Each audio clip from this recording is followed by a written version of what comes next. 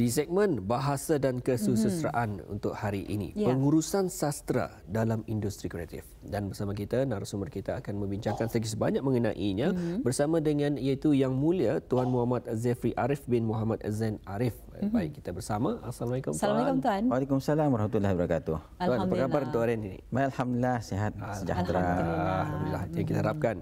Baik, untuk soalan yang pertama ni. Iya, betul. Yang mana ini mengenai dengan pengurusan sastra dalam industri kreatif. Jadi mungkin dapat dikongsikan Tuan, bagaimana sebetulnya kita ni boleh melihat hubungan sastra dengan industri kreatif ini Tuan. Silakan. Baik, terima kasih 2M Muhammad dan Mahirah. 2M pagi-pagi ini kita harus ceria. Baik, balik pada soalan tadi. Kita melihat bagaimana kedudukan sastra dan juga industri kreatif dan bagaimana kedua-dua entiti ini boleh bertemu dan juga boleh berinteraksi, berkaitan dan sebagainya. Sebagai contohlah, setiap hari kita membaca, kita membaca macam-macam bahan, daripada surat khabar, majalah, buku, mungkin novel, mungkin catatan, coretan dalam SMS WhatsApp, Instagram, macam-macam. Kemudian kita mendengar macam-macam, mendengar lagu, mendengar orang ceramah, ataupun kita melihat macam-macam saja, melihat lukisan, menonton wayang dan macam-macam lagi. Dan ini adalah kegiatan sastra sebenarnya. Dan kita pada kehidupan seharian kita tidak terlepas dengan entiti sastra. Jadi kita lihat sekarang ini sastra itu bukan saja pada teks, sastra pada non teks, dan ini melibatkan hal yang sangat besar dalam kehidupan manusia, kerana manusia memerlukan apa yang dikatakan sebagai suatu kesungguhan untuk mendapatkan bahan-bahan yang boleh menceriakan diri, boleh mendapatkan informasi dan boleh mendapatkan sedikit penikmatan hiburan.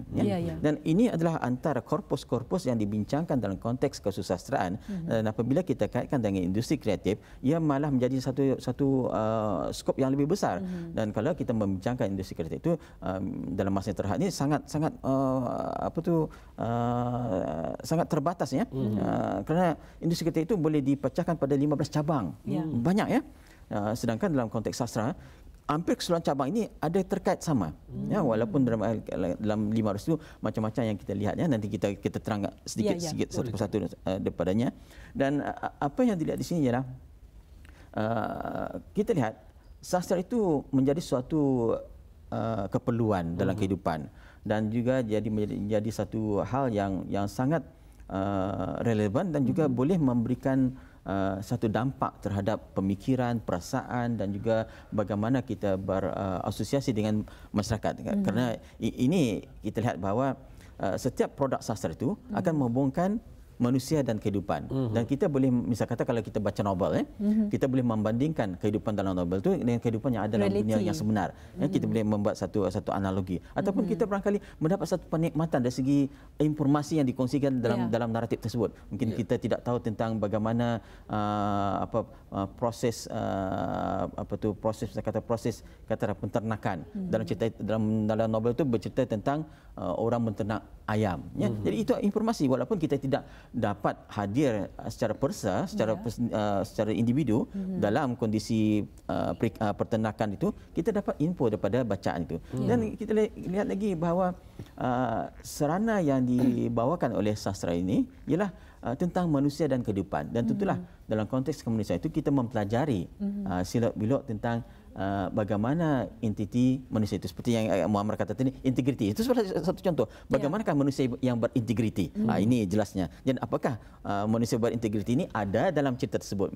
Sebagai contoh Dan kita lihat lagi satu peringkat yang lebih jauh lagi ialah bagaimana suatu nuansa yang ditimbulkan dalam sebuah naratif itu akan membangkitkan semangat kekitaan, semangat kebangsaan, semangat patriotik, semangat ingin maju, semangat berdaya saing. Itu perkara-perkara yang dasar yang dilihat dalam konteks naratif. Dan pada satu sisi lain lagi, ada orang juga melihat naratif sastra sebagai satu keseronokan semata-mata.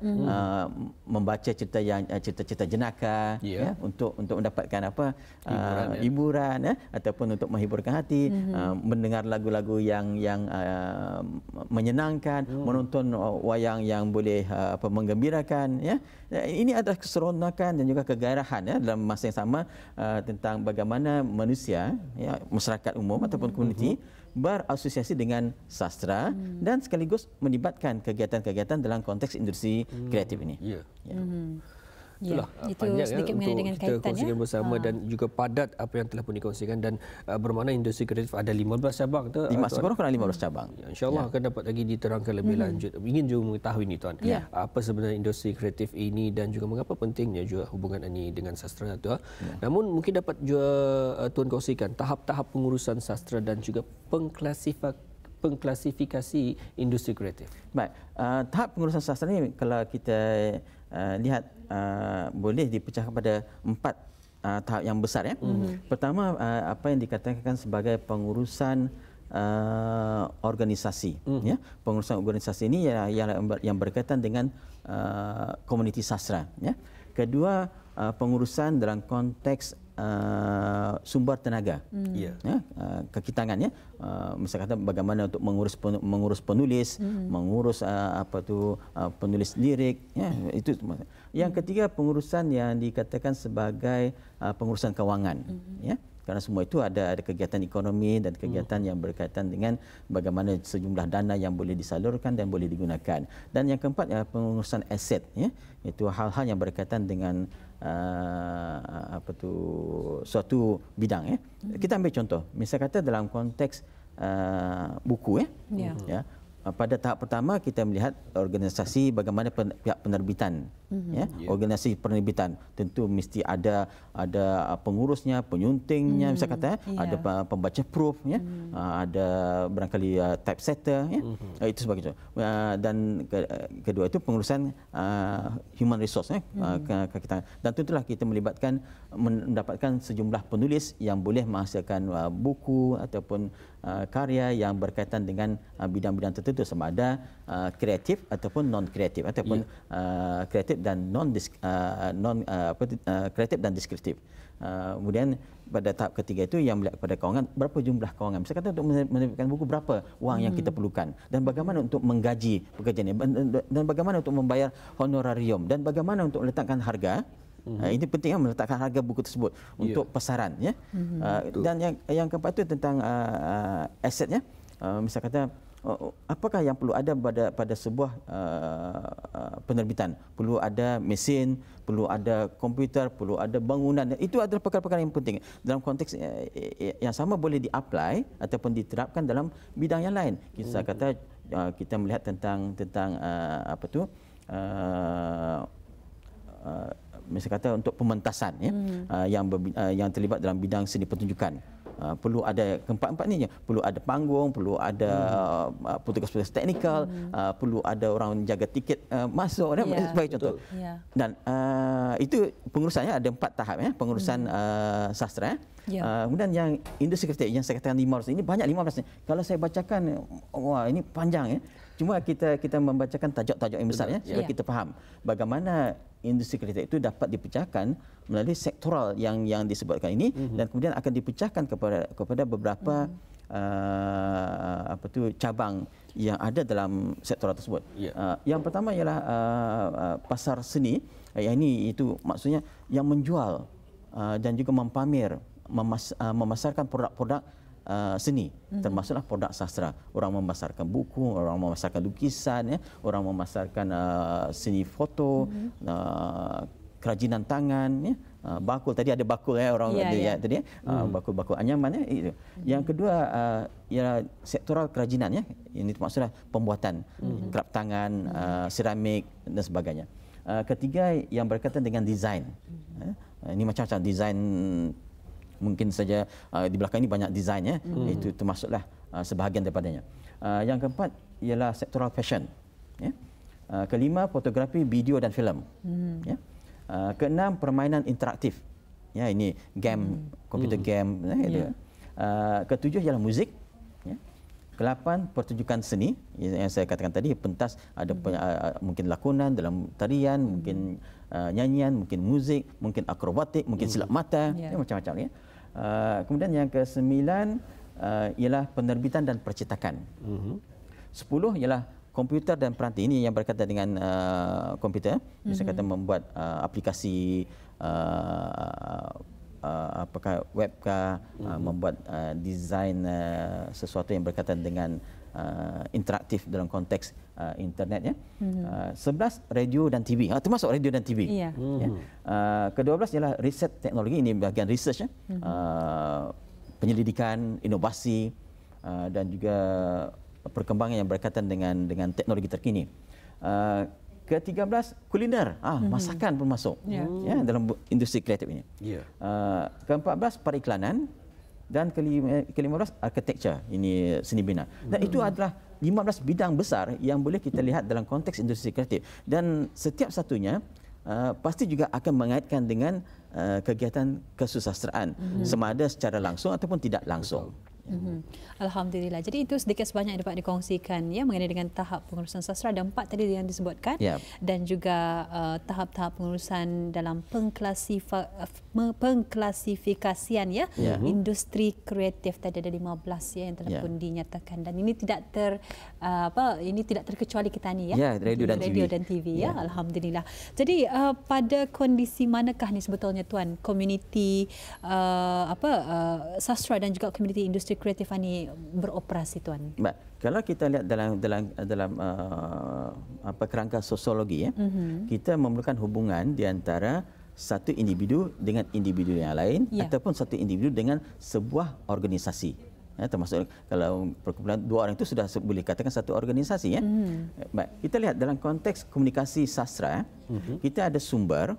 Ya, sumber ini yang berkaitan dengan dunia sastra. Kemudian kita ada saluran ataupun media ataupun mediator ataupun organisasi yang akan memperlanjutkan apa yang dibuat oleh sumber tadi. Dan yang ketiga, komuniti yang ada dalam konteks sasaran, iaitu industri kreatif ya. Dan selepas itu ada pecahannya lagi kepada masyarakat yang lebih besar. Bagaimana produk yang ada daripada yang dihasilkan oleh komuniti sastra ini sampai kepada khalayak, sama ada dalam bentuk perkhidmatan ataupun dalam bentuk barangan ya. Baik, kita lihat hubungan ini boleh dianalogikan sebagai satu hubungan dagang ataupun satu hubungan yang berkaitan dengan ekonomi.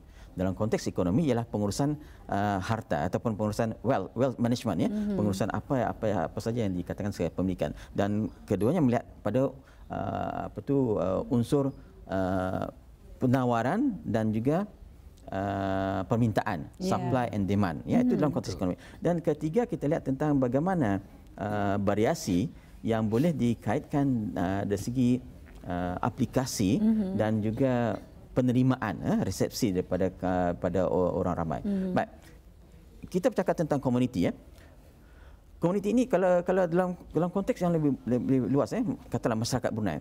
Okey, ada macam-macam komuniti. Kita melihat pada yang mudah orang katakan komuniti keluarga ya, maksudnya dalam lingkungan keluarga. Keluar pada rumah, kita lihat ada komuniti masyarakat, komuniti kampung, komuniti mukim, ataupun kita keluar lagi, kita lihat ada komuniti kalau yang pergi ke sekolah, komuniti sekolah, komuniti yang bekerja, komuniti kerja, ya. Dan kita lihat besar lagi, apa dengan ini komuniti bangsa Brunei, orang Brunei, itu pada peringkat yang besar, ya. Kita keluar lagi dari Brunei, ini komuniti dunia global. Jadi kita lihat bahawa setiap parameter itu akan mempunyai satu tata cara untuk berinteraksi dan juga menghubungkan antara satu komuniti dengan komuniti yang lain. Ya, ini perlu dilihat ya, bahawa dalam melebarkan fungsi dan juga kedudukan sesebuah komuniti itu, kita perlu melihat bagaimana sesebuah komuniti itu memberikan komitmen terhadap bagaimana ia seharusnya dapat berdiri, bertindak dan juga berinteraksi dengan individu dan organisasi lain ataupun komuniti yang lain. Contoh ya, kita ambil di peringkat keluarga. Okey, bagi seorang ayah ataupun indonglah, ibu, apakah bahan bacaan yang sesuai untuk diberikan kepada anak-anaknya agar mereka membesar dengan sebuah skop kehidupan yang segar, dan juga yang membolehkan kanak-kanak tadi bertindak menjadi seorang manusia yang prihatin, seorang manusia yang baik, seorang manusia yang seperti apa yang dituntut dalam konteks Melayu Islam Beraja ini, dalam konteks kehidupan semasa. Jadi itulah pemilihan bahan itu sangat penting, ya. Kerana apabila kanak-kanak membaca, mereka akan melihat naratif dalam buku yang diberikan tu, sama ada buku cerita atau buku yang berkaitan dengan pendidikan, ya. Ini tidak terkecuali, ya. Kerana apabila kanak-kanak ini telah dibesarkan dengan membaca, kegiatan membaca di rumah, ia akan membawa kegiatan itu keluar rumah.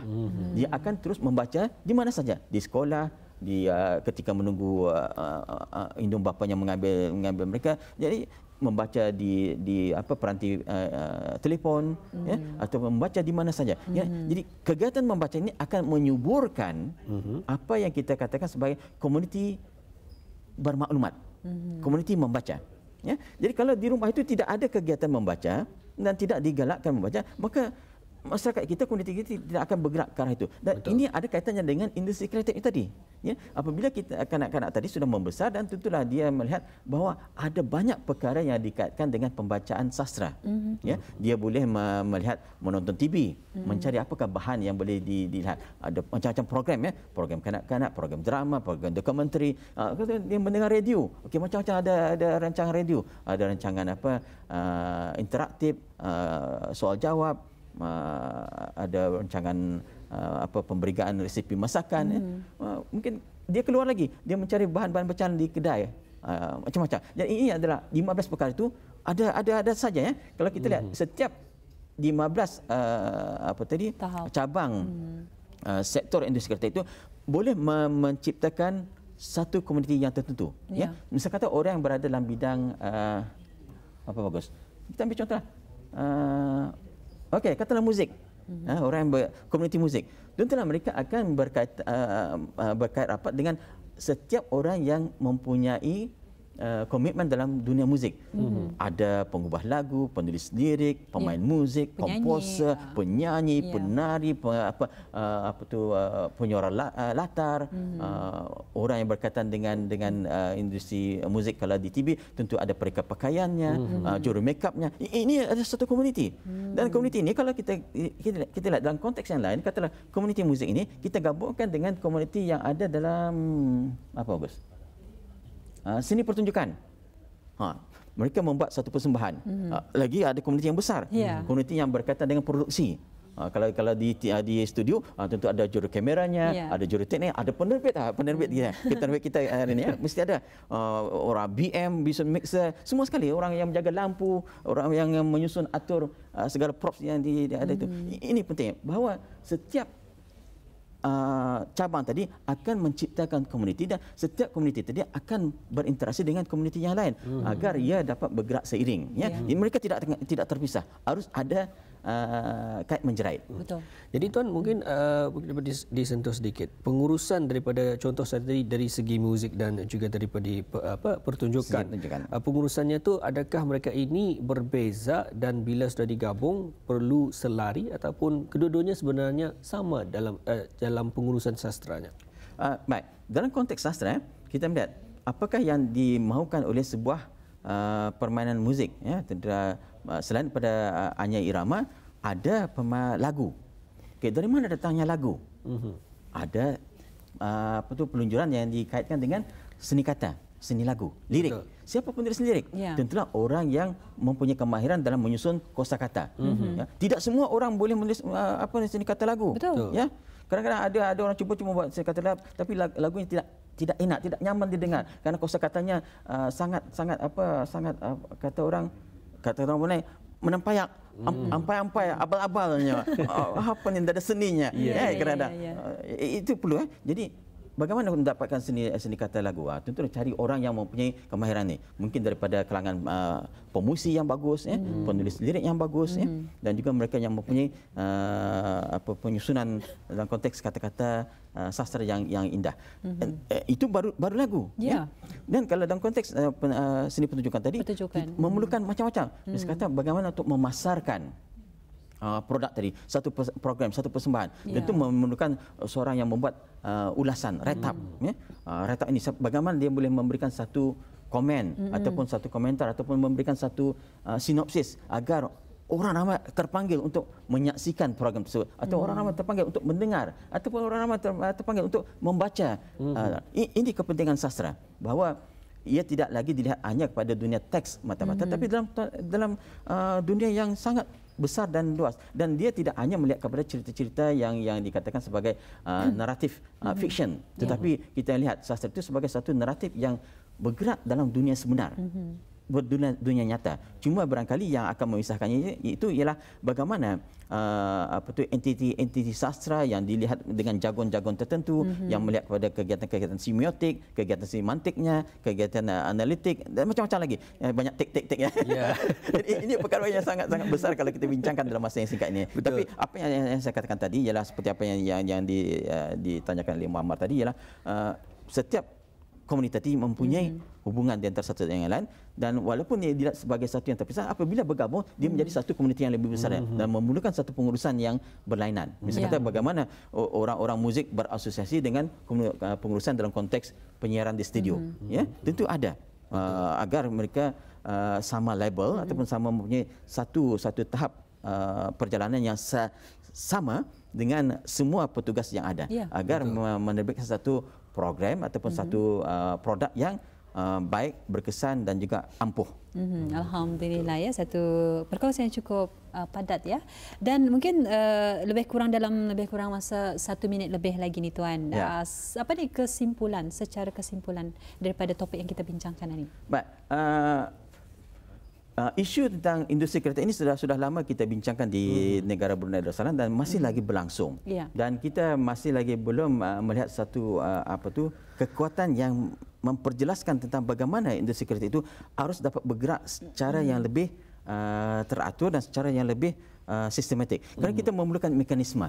Betul. Daripada 500 ini tentu ada banyak mekanisme yang perlu dikaitkan dengan komuniti yang terkait ya. Dan setiap itu perlu ada satu penjelasan atau lorong yang memberikan mereka bergerak dengan lebih baik. Maksudnya kalau seorang itu berkiat dalam bidang nyanyian, bagaimana dia boleh melorongkan dirinya sehingga pada tahap mana? Kalau seorang itu seorang pelukis, bagaimana dia bergerak? Kalau seorang itu seorang penulis, bagaimana dia bergerak sampai kepada peringkat global. Dan ini perlu ada lorong-lorongnya, perlu ada tahap dan perlu ada sokongan daripada pelbagai pihak.